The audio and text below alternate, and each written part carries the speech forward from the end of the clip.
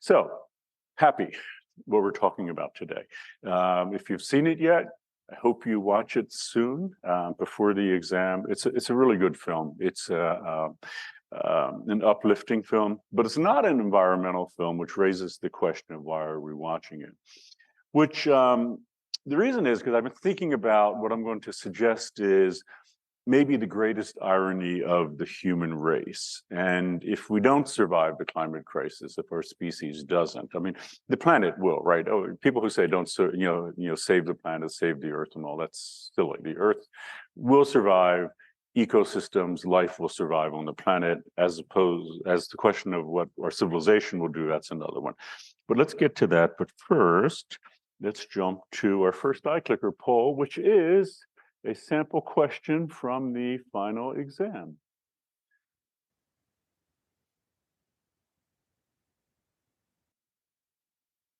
So I give you this one because this is one of the lectures that you were supposed to watch on your own.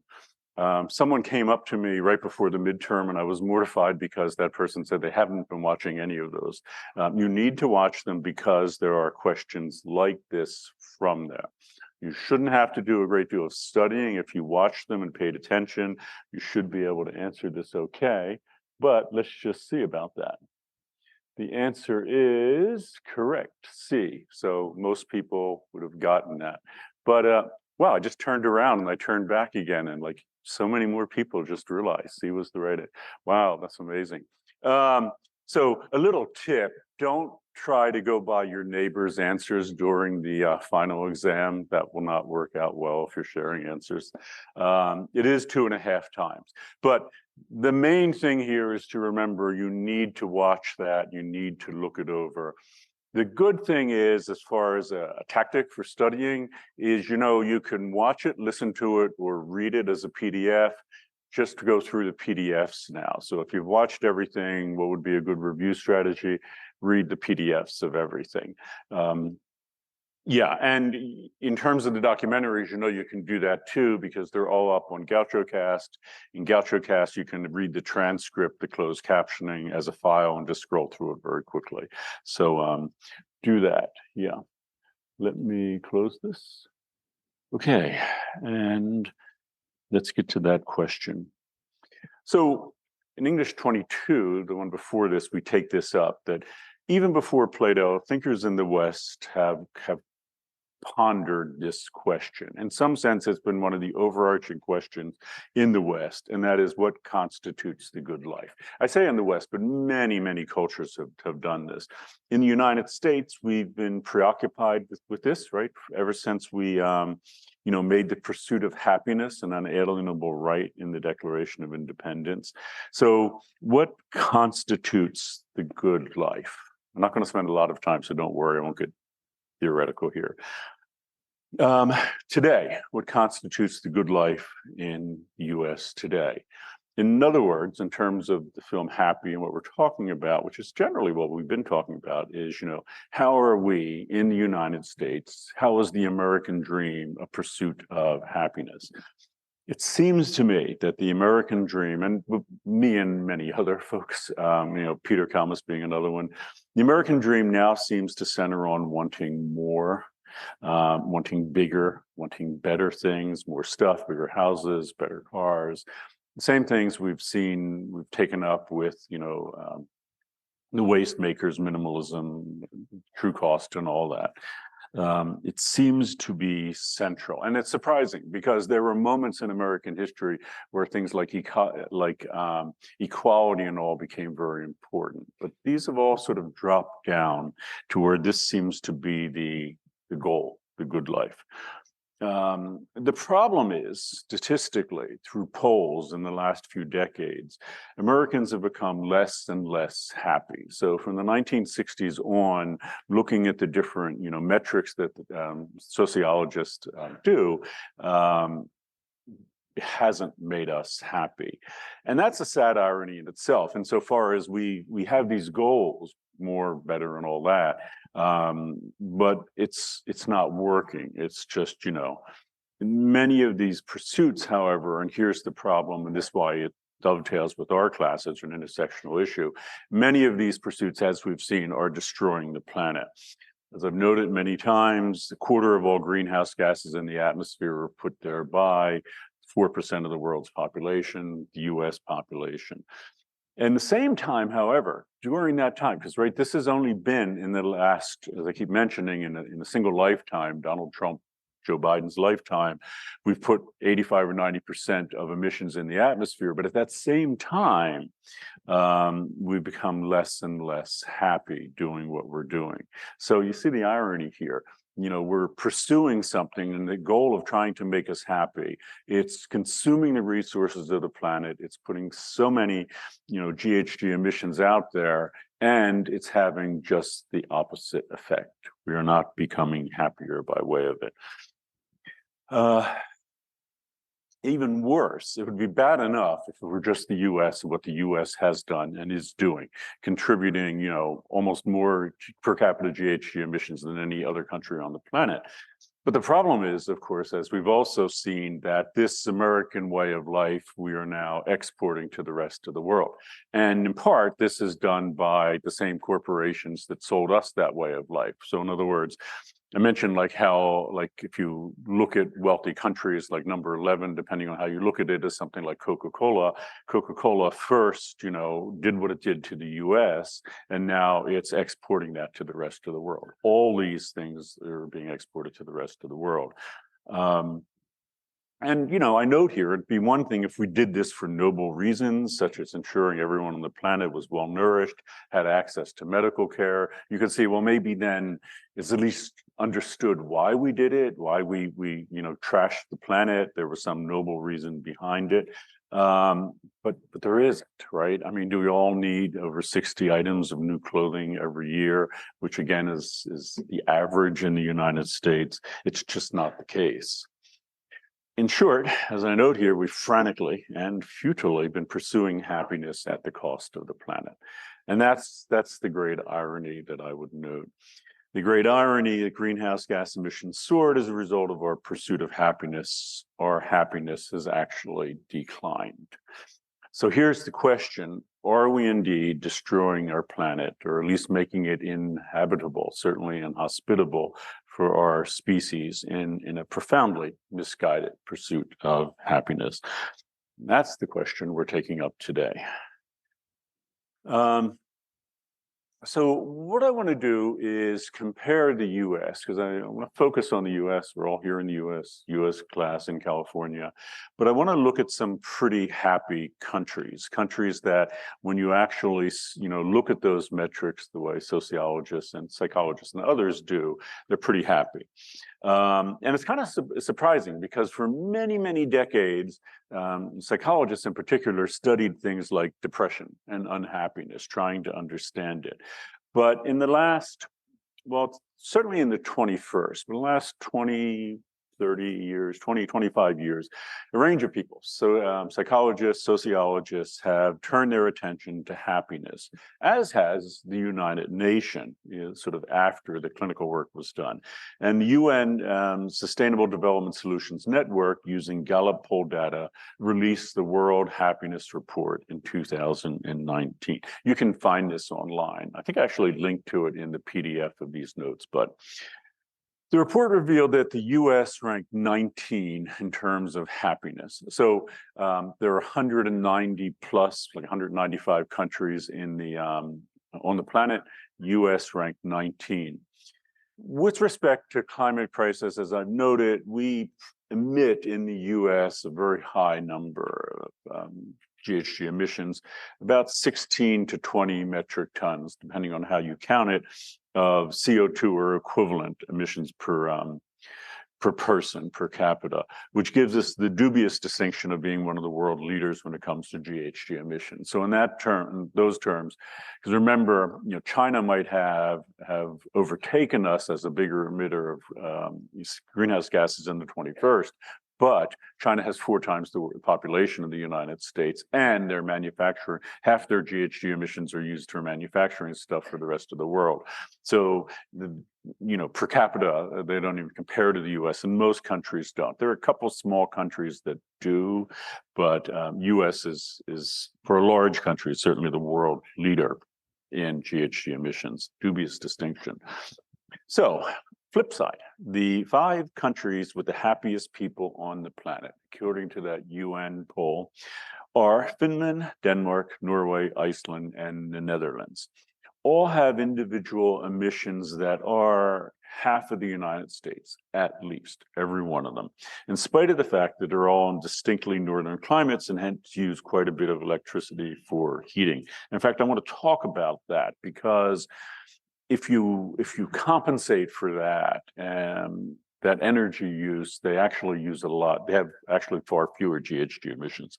But I'll get to that, but let me just go on. So these countries, people are pretty happy there. And we're going to talk about why they are and what is a contributing factor to happiness.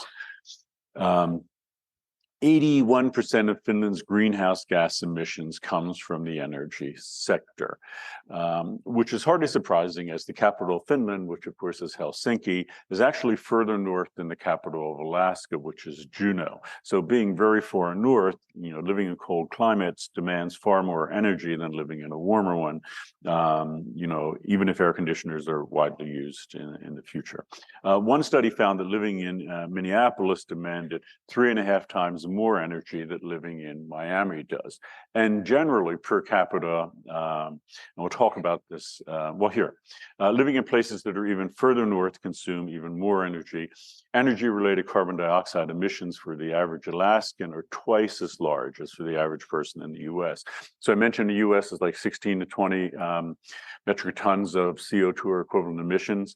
Alaska is 40. So if you live in a very cold place like Alaska or Finland, you use a lot more energy just for heating. That's why Finland is using 81% of its emissions are coming from that energy sector, which is surprising, right? Because what about the other 19%? That's a really small amount then, right, for everything else. And what is that? Like it's transportation, it's, all the things you buy, it's all the things we've been talking about, like food and all. Not much left for that, which suggests they're living very differently from the US. So moving from Finland to the 6th most happy country in the world, Switzerland, average per capita greenhouse emissions there are 1/3 of the United States. So not 1/2, but 1/3, in spite of the fact it's not a very warm country at all. 2/3 of Switzerland, of course, are in the Alps. So a very energy intensive place to live as far as heating is concerned. Number 7 on the list of happy countries is Sweden, also a pretty cold place. Stockholm was also further north than Juneau, Alaska. Nonetheless, their per capita greenhouse emissions are approximately 1/4 of the United States. So lining these up here for you, the most happy countries on the planet, they should be using a ton of energy because they're in cold places, and yet the 3 examples I've given you are respectively emitting 1/2, 1/3, and 1/4 of the greenhouse gas emissions of the United States. So, just pause on that for a moment. 7 countries on the planet with the happiest people, in spite of demanding significantly greater energy use because of their northern locales, have climate footprints that are 1/2, 1/3, or 1/4 of ours. They're also, by the way, very wealthy countries. So, you could say this, Bangladesh has a per capita, very low GHG emissions, but on the other hand, Bangladesh isn't nearly as wealthy as the US or any of these countries. In fact, these countries are pretty close to the US, really, in terms of per capita wealth, how much money people have. If you live in a warmer climate, Costa Rica would be an example, which ranks number 12 in terms of world happiness, and that would make it a good bit happier. People there are a good bit happier than the United States, where we're number 19. Greenhouse gas emissions of the average person in Costa Rica is 1/7 of the United States. So the average American contributes as much to the climate crisis as 7 pretty happy people in Costa Rica. So it's an even more dramatic example. And we talk about Costa Rica a little more with the next slide. It's an interesting element here because those countries like Denmark and the Netherlands and all, pretty wealthy countries. Costa Rica is not a super poor country, but it's nowhere near as wealthy as the United States. In fact, as I note, the average American is 13 times wealthier as the average person in Costa Rica, as measured by at least mean wealth per adult. We Americans, by the way, are presumably using quite a bit of this wealth in ways that are damaging the planet. So it's just striking. So again, this country does not have a lot of money. People nonetheless are happier there than we are, and their emissions are 1/7 of ours, even though they have 1/13 of the wealth that we do per capita. But I want to just be very clear about this, just so, not to confuse things. It's difficult to be happy if you don't have much money, including in the United States. So, I mean, if you're a single parent and, you're trying to raise a family in the US on an income of, say, $40,000 a year, that's going to threaten your happiness. And by the way, studies have proven just that. So it's not like, you can have literally 1/13 of the wealth of an average American, like people in Costa Rica do, and live in the United States and still be happy. That's not going to happen. You're going to have a lot of challenges. But the flip side is that the question is then, well, how much money do you actually need to pass a threshold of being very happy in these studies? And the number is probably lower than you imagine. I'm going to talk about this number. It's a study. It's a little controversial, but the magic number is about $75,000 a year. So if you think that you need Kardashian wealth to make you very happy, it's not true. If you think that you need to make $200,000-300,000 a year to make you happy, it's not true. It's pretty low by comparison. So let me just jump to the next one. There have been studies that have contested that $75,000 number. But, that study also concluded that if you equate wealth, money and the things that money gives you with happiness, those folks are generally less happy. And their studies said the main takeaway we had from this data was that income is only a modest determinant of happiness. So that's kind of striking, right? Because in a consumer culture where you're encouraged to buy all sorts of things and keep buying more expensive things, so even if you go buy a new car, you one day hope to buy a really expensive Audi or Bentley or something.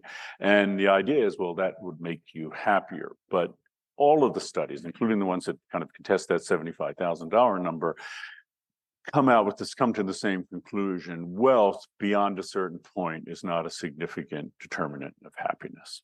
But again, if you're below a certain point, it is going to be. I don't want to deny that. That's an issue. But as far as aspirationally, like you in the room, thinking, well, I want to make a fortune. I want to be like Elon Musk. That's how I'll be really happy. It's just not the case. And in fact, beyond a certain point, the happiness starts dropping significantly. And no one, by the way, has in these studies, although they may start, attempted to isolate and remove the influence of marketing bombarding us, which daily tells us, or hourly if you're online, or even by the minute, that we need to buy a range of products to be happy. So therein lies the problem. And, Nash knew it back in 1960 when he wrote The Wastemakers, is that, we are being told that the road to happiness is paved with stuff. It is facilitated by wealth. So we should work very hard to get all this stuff and it'll make us happy. We now know that that's just not true. It is not supported at all by any of the data. And the only people who, are telling us that are the people who want to sell us the stuff. And, maybe some people believe it, and maybe some influencers go online and make their life look so wonderful because they have lots of stuff. But it's really not what the data shows. And think of the example of Costa Rica. as it reveals, simply put, that you don't need a lot of money to be happy. Remember, average person in Costa Rica has 1/13 of the money of the average person in the U.S. And, it does not, come with a comparably higher climate footprint. So that might seem in the U.S. So, I mean, if you think about it, if you could, get all the things you wanted, that is going to be a larger climate footprint, right? So first, you'd want a car. Maybe if you're very successful, multiple cars. You probably want a big SUV or something. You'd want a big house, lots of rooms, maybe multiple houses, right? A vacation house and all. All these things are going to, in the pursuit of happiness, as you pursue all that, it's going to raise your individual carbon footprint a lot. So let me ask the next question, which is here. See how people do on this one. So I give you this example because make sure you've done the readings. And one of the readings for this time was, of course, Project Drawdown. And what is silvopasture?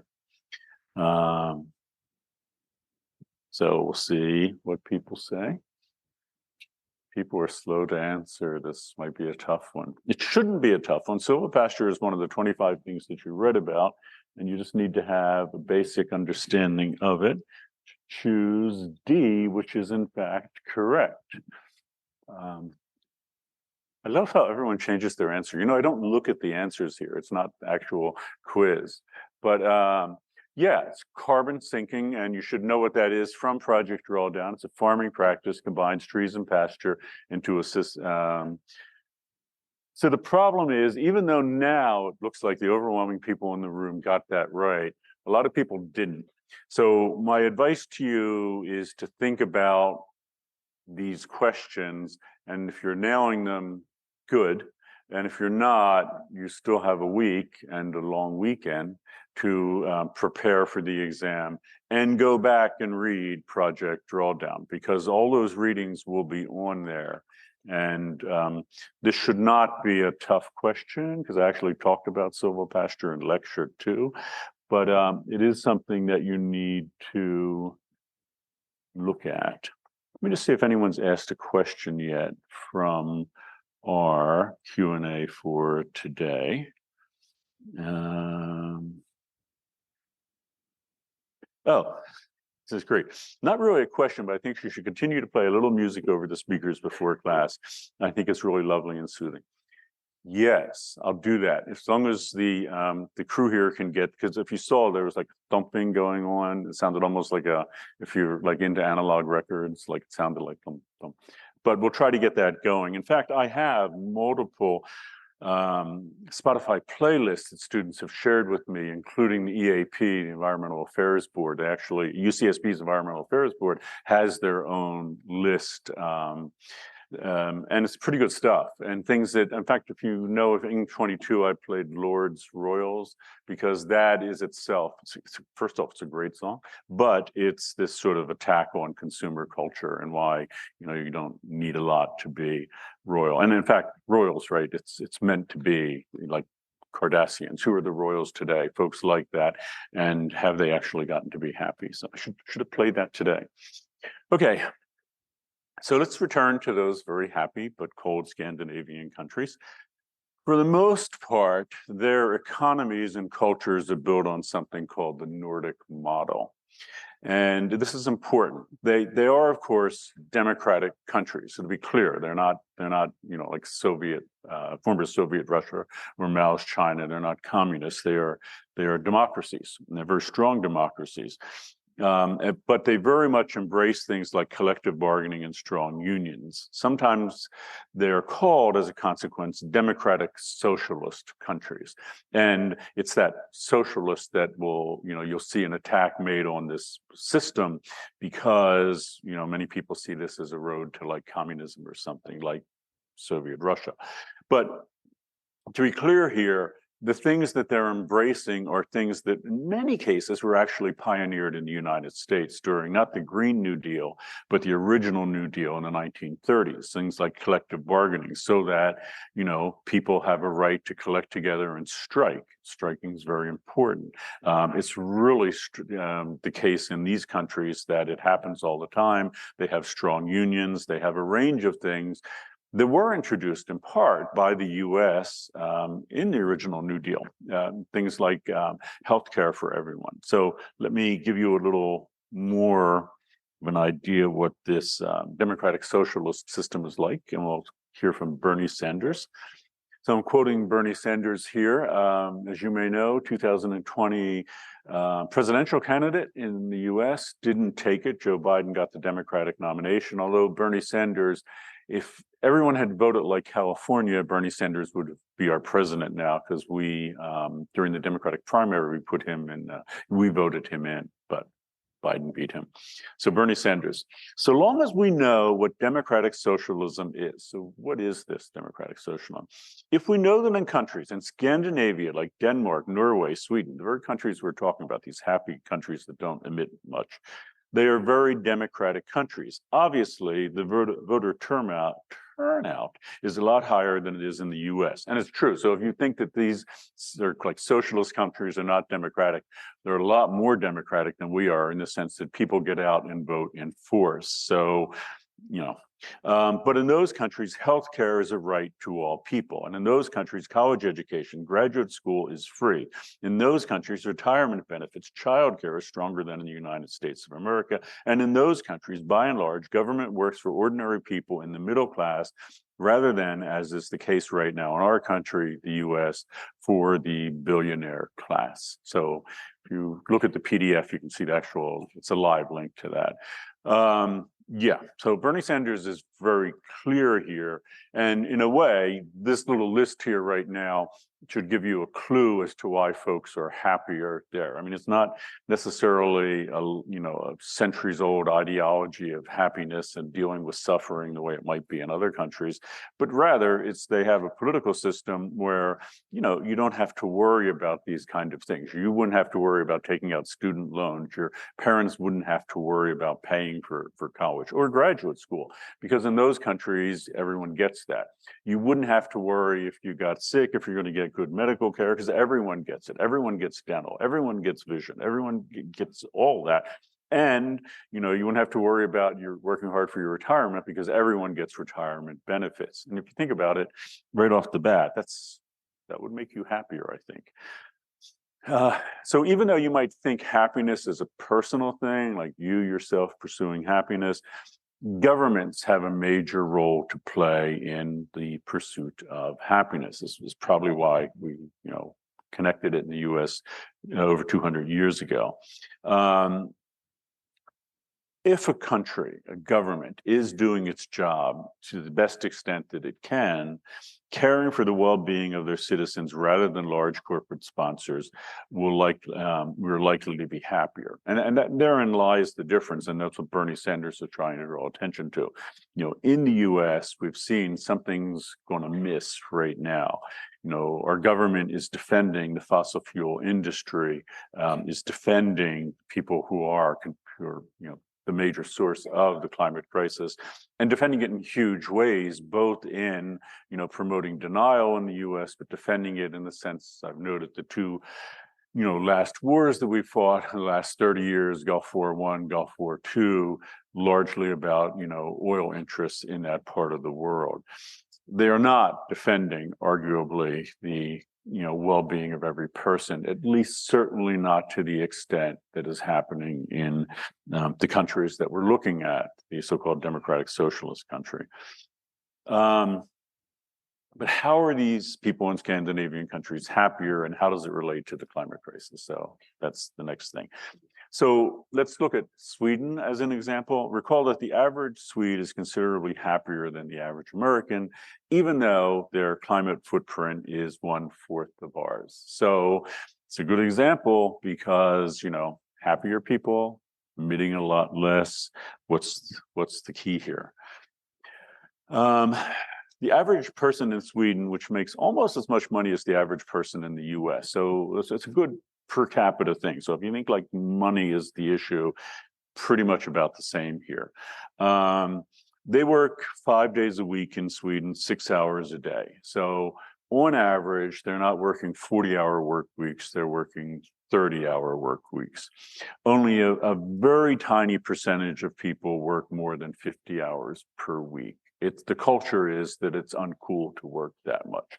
It's opposite of this culture, right? If you know people who work like for companies like Google and all, they're putting in twice that many, more than 30 hours a week.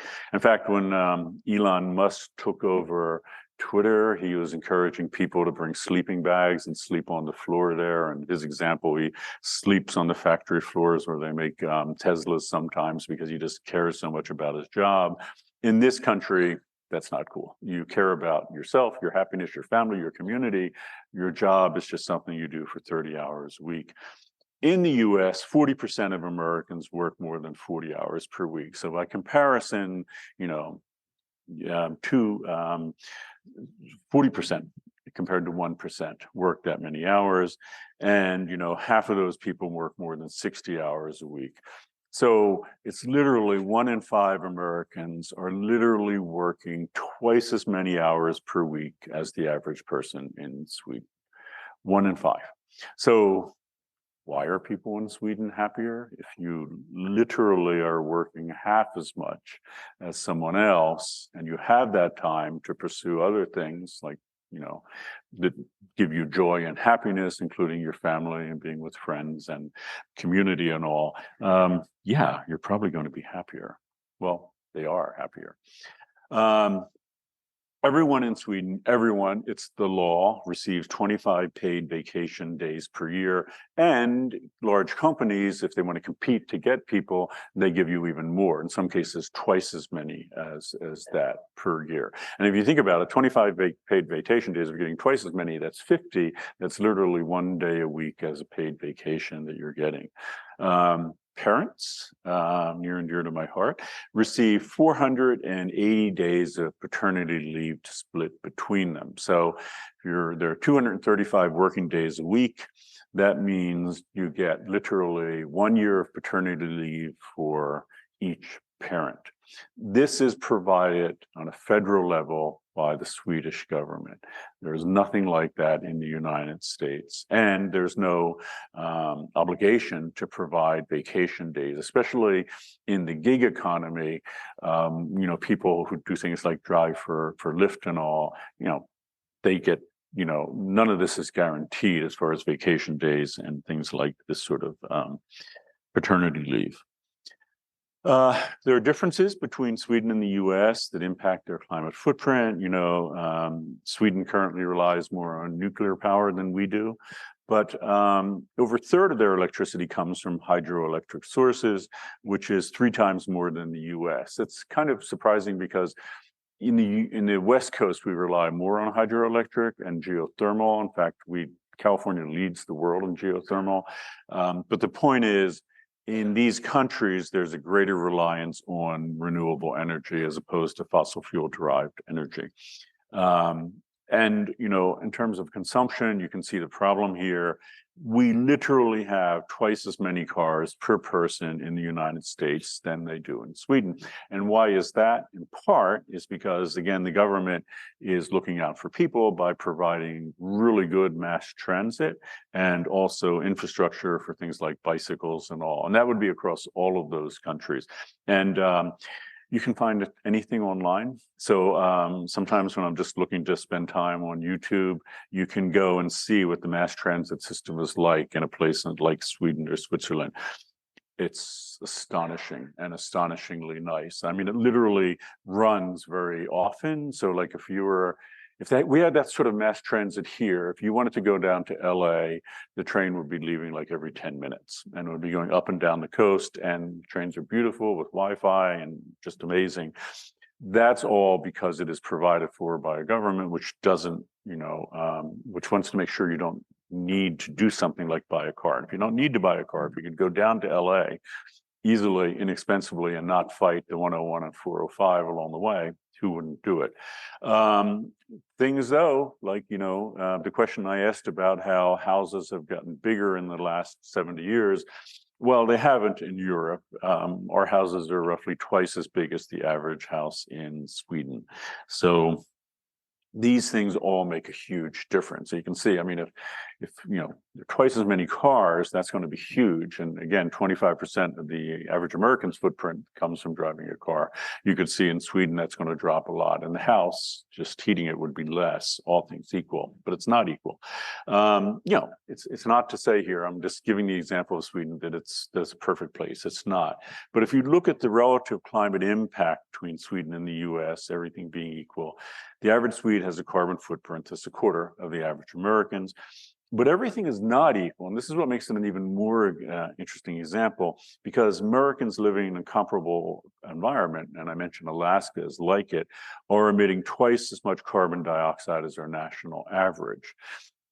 So adjusting for the colder climate, the average Swede may well be emitting something like 1/8 of the average American's greenhouse gas emissions. That's extraordinary. So, remember in the documentary, we saw Peter Kalmus's life and what he was doing, and he was making the argument that you can live in a wealthy country like the United States, in a wealthy state like California, even in a wealthy community, like where he lives in Pasadena, and still have a very nice life. Well, that was just one person. I think it was a compelling argument, but Sweden is a whole country, and it's a pretty compelling argument because life there is pretty good. Don't take it from me, take it from all those people who think who believe they're much happier than we are. They probably are. So if you think about it, the average person in Sweden is responsible for 4.52 metric tons of CO2 per year. Remember, average person in the US, 20 metric tons. So if you adjusted that for the average American climate, remembering that they're in a very cold place like Alaska, you would cut that in half to around 2.25 metric tons per American if we did what they do in Sweden. And if you remember from the Paris Agreement, COP21 in 2015, the goal is 2 metric tons. So adjusted for climate, Sweden is pretty close to where they need to be good global citizens with respect to living sustainably in a way that the planet can house. These are rough calculations I'm doing here, but the argument here is people in wealthy countries do get by and live quite well with small climate footprints. And it's not like deprivation and really bad unhappiness. These people are actually happier doing it. So I'm giving you a big example of what we already saw with Peter Kalmus, because that was his argument. Yes, he could cut his emissions down to about 2 metric tons, and his life was better. Here it is. We have, could it work on a countrywide level? Here are multiple countries where it is working and they're getting very close to it. And has it made them happier? No, because we know independently, all these different studies that have been done, including by the UN in 2019, that they're actually happier. And it counters this notion you often hear that, adapting to climate change is going to mean we have these drab lives of deprivation and do without a lot of stuff. Well, again, that's from an American consumerist way of looking at it. That's coming from American consumerists have been trained since a very, very young age by corporations to buy and want things. So if we made the sort of changes that we've been looking at in this course, might we come out at the other end from now, decades from now, happier? And there are a lot of indications that suggest that we would not have, a mere shadow of the culture that we have. We would have a different, quite different one, but better. There's actually one of the speakers, I might have him come this year if we can, is Rupert Reed. He's a professor from England, came to English 24 before. And he wrote a book called This Civilization is Finished. And according to Rupert, that's full stop. In other words, this civilization, the American civilization in the 21st is done, finished, over, period. That will happen. There's good news, though, because there are two roads that we can take.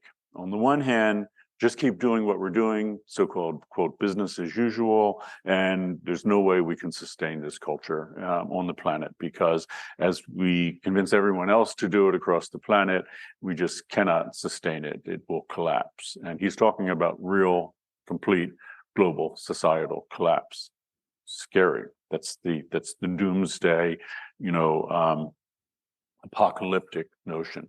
But Rupert has another way of looking at that, and that is this civilization, this consumer civilization that we have now that is doing this harm to the planet, that's finished. That has to end. If we end that and we create a whole new way of living, and it doesn't have to be super radical. You saw Peter Kalmus, not super radical. Go to Sweden. It's not super radical. But if we do that, if we morph this civilization into something like that, we'll get beyond this. And that's the optimistic thought. Is this civilization, consumer civilization, as we see it now in the 21st, done and over? Yeah, one way or another, it's going to end. But the good news is there are ways of shifting it into a new civilization that will not only make us, happier, but it'll not only result in far fewer emissions, but it'll make us much happier. So class discussion, we'll get to that. But first, let me just double check. I keep forgetting to do this. If people have more comments. For the final, do you suggest focusing on as far as memorizing numerical statistics, or should we try to memorize all the numbers you see in the readings films? The numbers aren't that important, but some of these numbers are big, right? And when I say things like, the US contributed to 25% of global greenhouse gas emissions in the atmosphere, that's big. I'm not going to ask super specific ones, but a big takeaway from that documentary, that little lecture I did on housing, is that American houses have grown. They're over 2.5 times bigger. It's not that I want you to remember all these specific numbers, but I do want you to wrap your head around that, at the same period of time where our greenhouse gas emissions increased so dramatically, our houses got so much bigger. You should know that, because that's a major contributing factor, because something like 1/3 of all greenhouse gas emissions in the US comes from our houses. So it might seem like I'm being really picky, but really it's the fact that these are important numbers. Person notes the U.S. is 22 times larger than Sweden. It has 300+ million citizens compared to Sweden's roughly 10 million. Do you think that we would be able to effectively create mass transit and social systems that could serve everyone in the U.S. as effectively as Sweden with comparatively less emissions? I do, actually, but this person underscores the real challenges here, because the civilization that we built in the last 70 years has not been one that either was very efficient and created fewer emissions, or was designed to make us happy. So I'm thinking about like spread out suburban areas. I'm thinking about cities that you may know very well, like Los Angeles and all. It's going to be tougher to do mass transit there than it would be in a place like Sweden. There's no doubt about it. But on the other hand, doing it in an era of renewable energy, it can absolutely work. It can cut down on those transportation things. But we do have to radically rethink it, and it means really rethinking it. So there's going to be at least one question on like co-housing and all. That's something Americans just don't think very much about, like, living in a large facility with like 5 or 10 other families and all. So we'll talk about that. But yeah, I do think it's possible. But I think this person rightly underscores it's going to be a challenge. But certainly we can do it in the United States, and certainly in the cities, it's comparably very easy.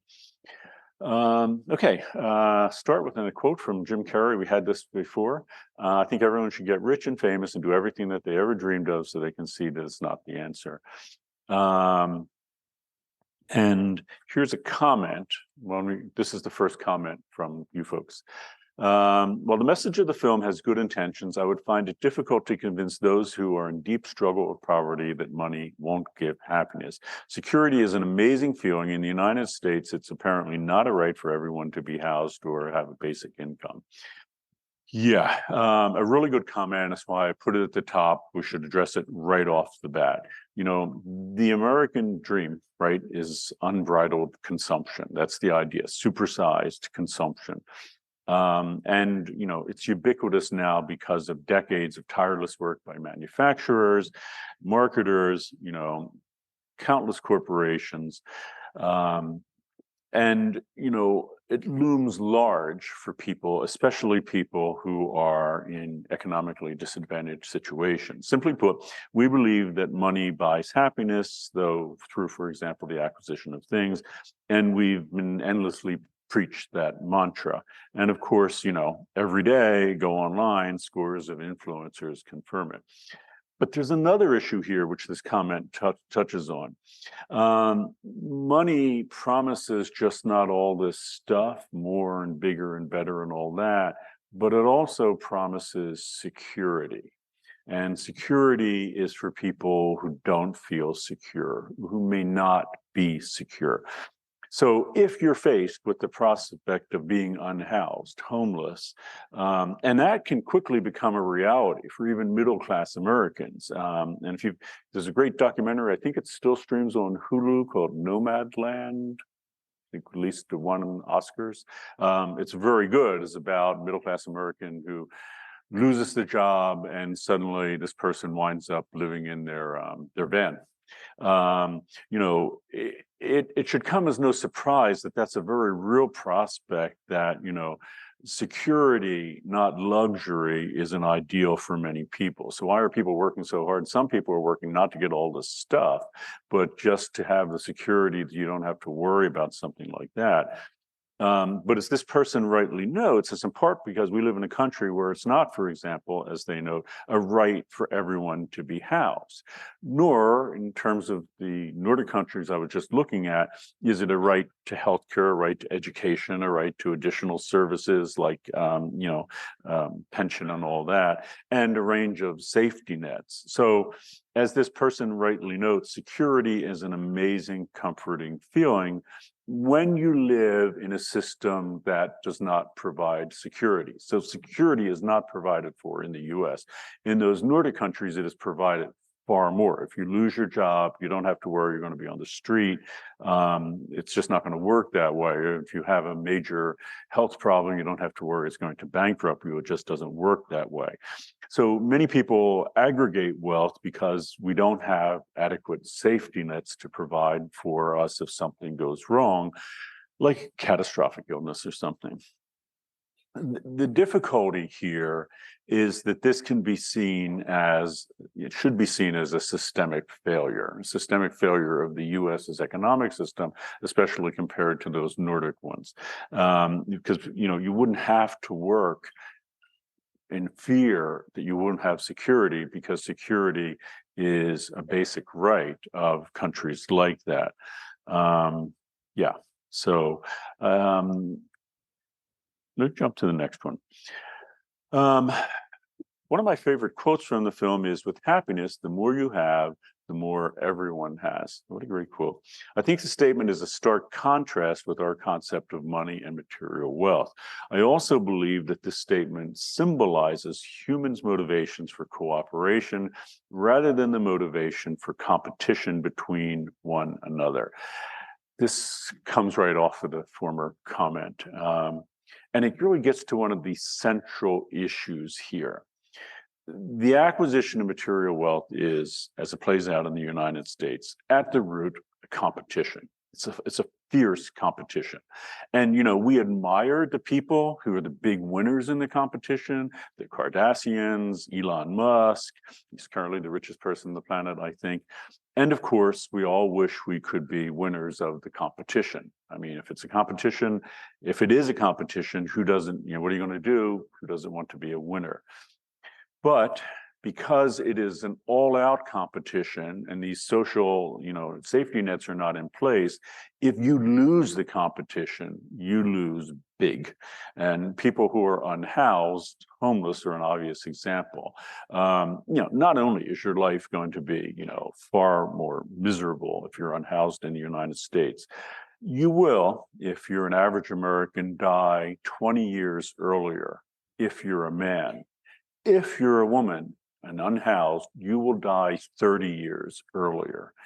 Um, because the stakes are so high, and let's face it, it's a life and death competition. We don't want to think of it that way. We want to think of it as like really nice, and influencers have nice things and all, but it is a complete all-out competition for individuals, with some people aggregating more wealth than, I mean, you can put just a few people, you can put, a few people, just as many billionaires as you could fit into this room on a chair, and, they would control far more wealth than many billions of people on the planet. So many people argue that this competition is a natural thing, right? You've heard it all, dog eat dog, survival of the fittest, and all that. But a range of researchers have been arguing for a long time, including even Darwin, that, and I'm thinking here more recently, people like Dacher Kelter, who's at UC Berkeley. Maybe I'll get him to come to English 24 if we can. But he wrote a great book. If you want to read it, it's called Born to Be Good, The Science of a Meaningful Life. It's a great read. He argues that positive emotions and cooperation are hardwired into human beings. In other words, human beings are not at root, in this view, competitive. We are a cooperative animal, cooperative species. And the proof of that is across, human history, across a range of different cultures, people have cared for one another. People have cooperated and built what we have together. It's cooperation, compassion, and kindness in this view that are cornerstones of our species. Our culture in the US does not foster those things. It doesn't even take them into account as a theory of why human beings work. But if you think about it, we are, at root a social animal. That's how we have survived. Human beings by themselves aren't really anything. You put a human being out, human infant out, and or even a small child out in a wilderness somewhere, they will not survive. Other animals can. They're not social animals. But a young lion out there, a lion will do just fine. And we've somehow got the view that that's who we are. We're lions. We have to compete and get everything we can. But that's not who we are. We are a cooperative species. And, we don't flourish because of competition. We flourish because of cooperation. But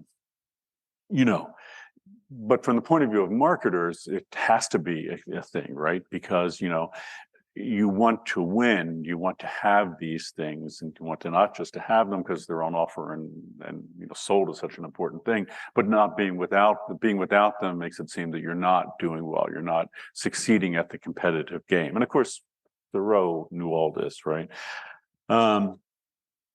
And they're not if you think about it, they're in the business of making things and all, but they're also in the business of keeping the competition alive.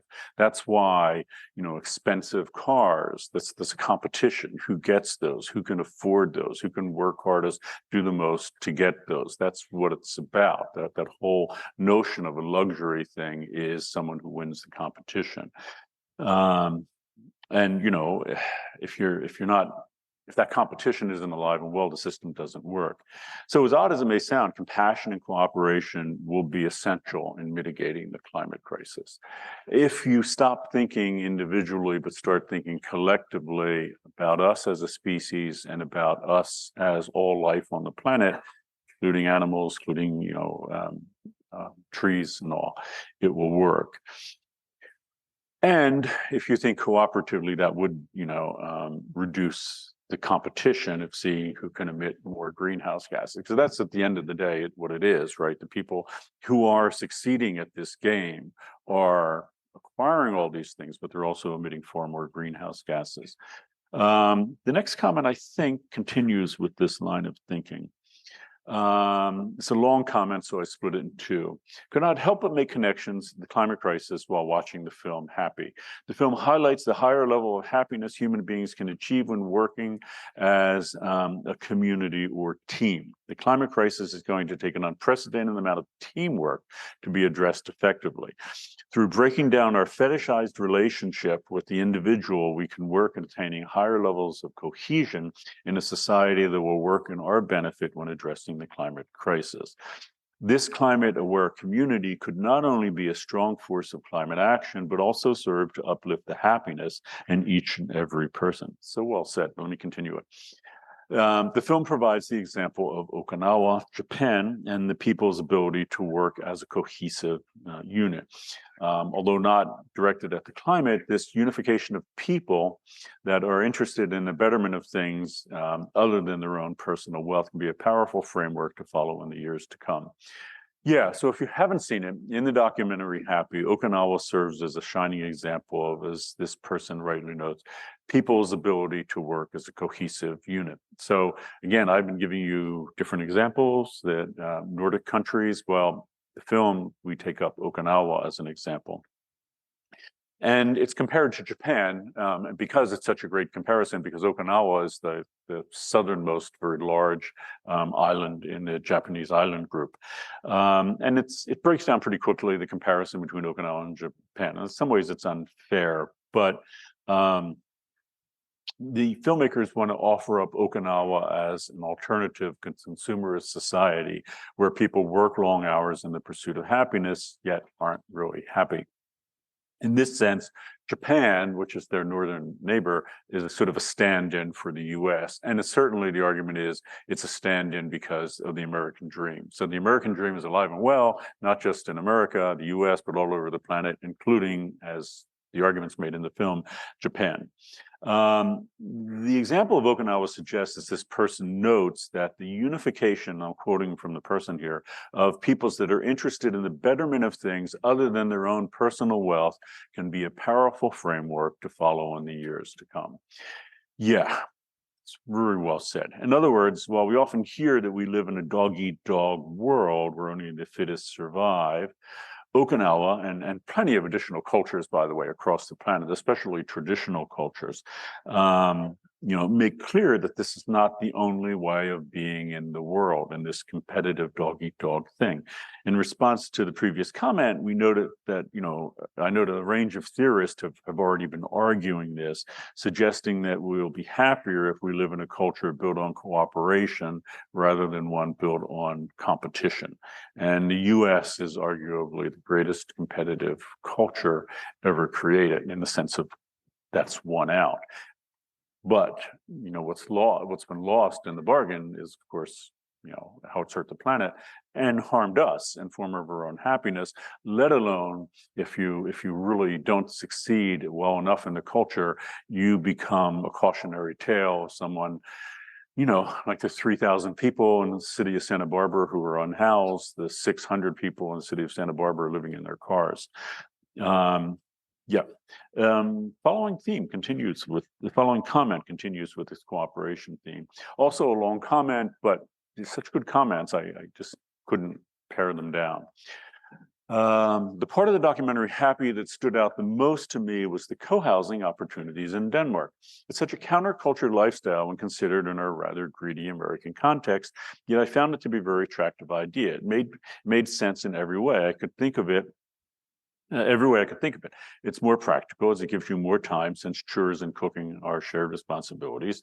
It provides community to watch over your children and be extra helping hands. It also appears to be more fun. It sort of combines the best part of college, where you can be living in a close proximity to many friends while still having your own space, with the best part of adulthood, growing in a community with friends and raising a family. Let me jump to the next conclusion of that. I found myself wishing I grew up in Denmark, where there is additionally free healthcare and public education through college. People in Denmark might not have their own room in a giant, house or their own car, but they seem to be just as happy as us Americans, in fact, happier. There's a lot to be learned from Denmark. I believe that if they can live fulfilling and more sustainable lives, so can we. Yeah. So, regarding this comment and the one before, how can we, in practical, real-life terms, I think this should be a question we all ask, foster less competition and greater cooperation between human beings? How do you get there to a culture like that? Okinawa suggests that there are traditional cultures that have existed for hundreds, thousands of years to do that. But how do you engineer something like that in a country like the United States.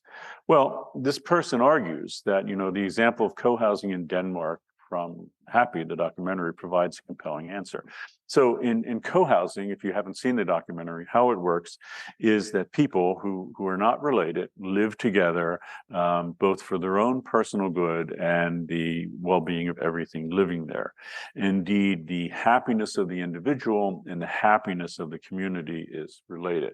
So if you haven't seen it, there are all sorts of co-housing models. There is even co-housing in the United States, but it's a community, kind of like a condo community, maybe, where you'd have like 10 families living near each other. Instead of big houses, you live in much smaller areas. So you live in what's smaller than average, even apartment. But that's okay because you share things with everyone else. So one thing that they draw attention to in the film is that, only someone does the cooking every night. So if you have 15 people who could do the cooking in those 20 out of those 10 families, well, you only have to actually cook 2 days a month because someone else is doing the cooking then. You have all that extra time because you all eat together and share meals together and use and have only the things that you need individually, but not together. So you wouldn't have your own laundry room or something. Why would you, when you can have a community laundry room, community kitchen? You have a little kitchen in your unit, but this is very different than the American idea of the rugged individualist. We all live alone. Even people, you see, people want to live in more sustainable communities. They show you tiny houses or micro apartments where each person is living all by themselves with their own kitchen, their own bathroom, their own showers and all. But in traditional communities, including in Okinawa and actually including Japan as well, that's not the case. And everyone doesn't have their own shower or bath and all. There's a bath at the corner where everyone goes. It's so antithetical to American way thinking. And it is kind of, as this person says, kind of like college where you're all living in co-housing, but better because there's more autonomy for people and it's more thought out. In fact, if you go up to 101, I guess maybe 80 miles or so, there's a co-housing facility here in Santa Barbara where I visited and had dinner with them and all. And it's interesting. It's different than we have in the U.S., but it suggests that there are ways of being more cooperative in a small way than we even kind of imagine here in the U.S. Yeah, let me. I could cover this, but I'll just skip it and go to the poll. Okay, last question. See if you got all three correct. According to Peter Kalmus, what's the idea of Hather about? Again, this is Peter Kalmus, not from the documentary, but from the reading. You had to remember to do the reading.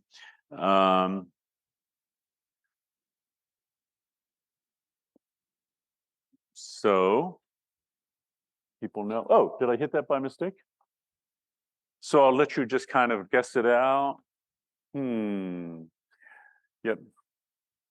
D is winning. D is correct.